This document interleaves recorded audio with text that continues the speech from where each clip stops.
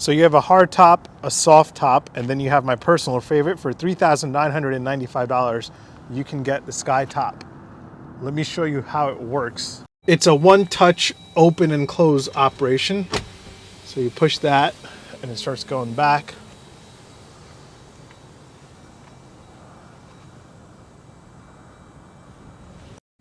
Still going.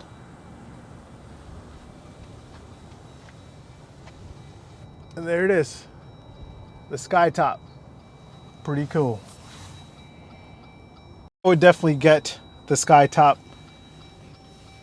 because it doesn't get cooler than this. Again, I don't go off-roading, so I'm not going to take everything apart. You can take off these windows here and put them inside, but I'm not going to do that. It's too cold for that. So yeah, besides taking down the windows, you can also take down the windshield. You can see that through the hinges here. I would love to do it for you, but it's too cold. Each Wrangler comes with this toolkit for you to take things apart. Super cool. One of the coolest things I want to point out is if I took apart all those windshield, roof, and door hinges and had all the screws, I would lose them. But Jeep conveniently made this area where you can put all your screws in an organized manner. Door hinges, roof, and windshield. So Jeep is known for hiding Easter eggs all around their car. A couple of things I noticed this time around. There's some beach sandals right there. I don't know what they're for. There's a military Jeep on the windshield. And let me go inside and show you a couple more. So once you're inside, you have an old military Jeep right there on the gear shift. And then when you start the car, you'll see the old generation of the Jeep become the new generation of the Jeep. Super cool. I'm going to start it one more time. Look closely at the bottom. You'll see a tiny Jeep drive by, and there it'll say since 1941. Love it. I love all these Easter eggs. Pricing for the Wrangler starts at $31,990 for the Sport model and $41,990 for the Rubicon. As tested here, you're looking at over $59,000. So yes, things can get pricey. Keep in mind, for the 2020 model year, there's 9 trims to pick from. To pop the hood on a Wrangler, excuse me, I'm doing this with one hand. You don't go on the inside. You go here, and then you go here. Sorry, I'm doing this with one hand. And then you lift it. Doing this with one hand is really hard. All right, got it. Now you don't have to use a stick to hold it up. You can just do that. That's pretty cool.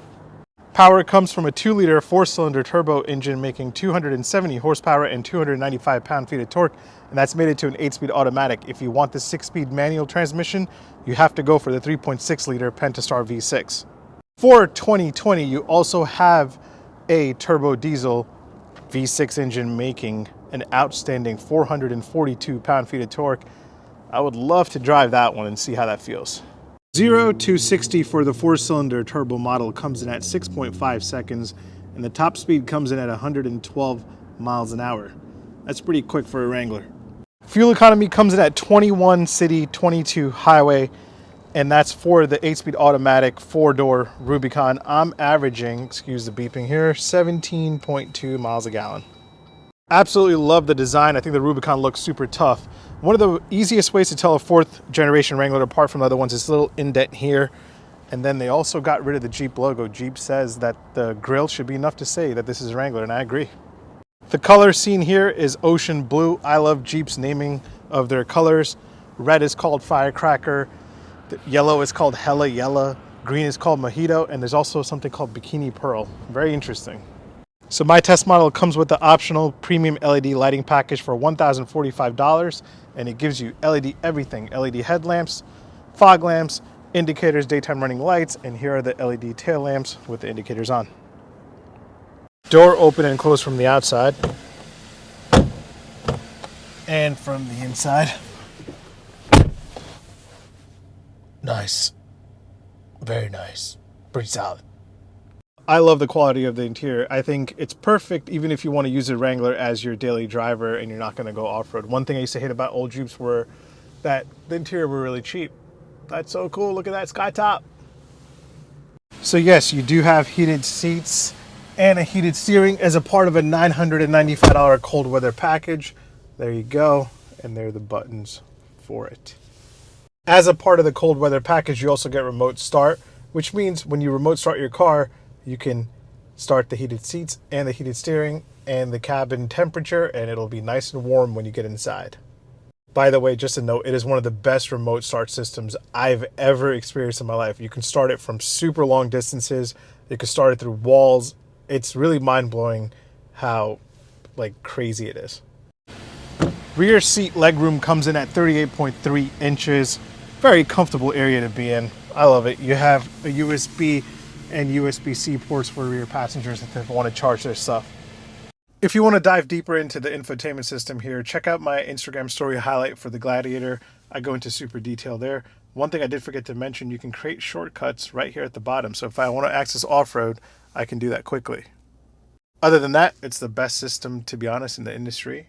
It's quick, not glitchy, doesn't hang up. It's really easy to use, and it has Apple CarPlay and Android Auto, so, you know, life is great.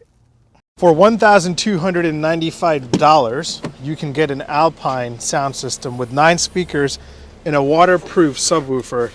So if you do go off-roading, you can drive through rivers and still have a subwoofer that works.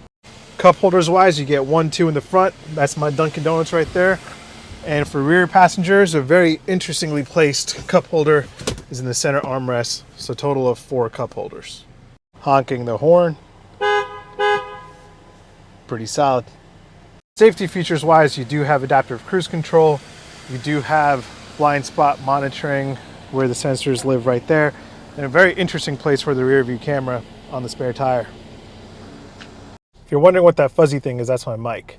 To answer the question, yeah, I would totally buy a Wrangler. I think it's one of the few vehicles out there that allows this level and flexibility of customization to really make it your own. I don't know of any other car out there that can do that. Yes, there are some rattling and some shaking noises that do happen around the cabin, but I think when you're buying a vehicle with that level of flexibility and customization, you have to allow some wiggle room for that kind of stuff to happen. But overall, the cabin is quality built. Oh no, the Wrangler is not that quiet inside. It can get pretty loud in here, especially if you go for the soft top model and the Rubicon because of the tires. But yeah, that one with nature thing, you really have to let nature inside the car.